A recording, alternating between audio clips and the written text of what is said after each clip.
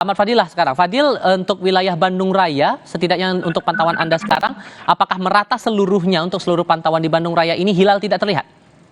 Tiffal dan saudara dapat saya informasikan dari hasil pemantauan hilal di Observatorium Bosca Lembang, di mana sejak pukul 3 sore tadi peneliti Bosca sudah melakukan pengamatan hilal dengan menggunakan 3 teleskop. Tetapi cuaca yang menyeliputi awan tebal di kawasan Lembang membuat hilal tidak terlihat di kawasan Lembang, sehingga peneliti Bosca sendiri memutuskan bahwa hilal tidak terlihat di kawasan Bandung Raya, khususnya di kawasan, sehingga setelah mengetahui pantauan hilal tidak dapat dilihat, langsung diserahkan kepada pihak Kemenak untuk menjadikan salah satu rekomendasi dalam sidang isbat ini.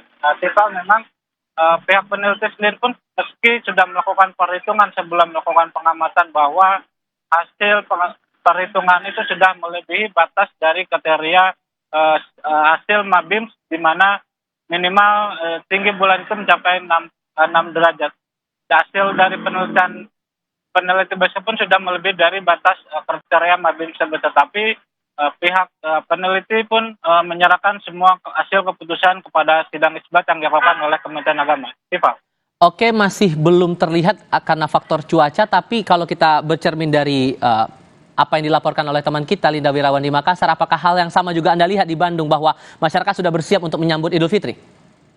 Ya, memang Tifal dan saudara, memang tidak hanya masyarakat di Bandung, seperti pantauan saya di kawasan Bandung pun memang saat ini sudah banyak persiapan warga yang akan melakukan takbiran memang, tetapi masih juga ada warga yang masih menunggu hasil dari keputusan pemerintah terkait penentuan 1 Syawal 1445 Hijriah, sehingga warga dan suasana pun di arus lalu lintas di kawasan Bandung memang berubah menjadi ramai lancar, dan di setiap musola atau masjid yang ada di kawasan Lembang ini masih belum melakukan atau belum berkumandang takbir Lebaran.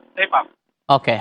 Itu laporan terakhir dari Ahmad Fadilah langsung dari Bandung, Jawa Barat. Sebelumnya Linda Wirawan dari Makassar, Sulawesi Selatan. Teman-teman, terima kasih.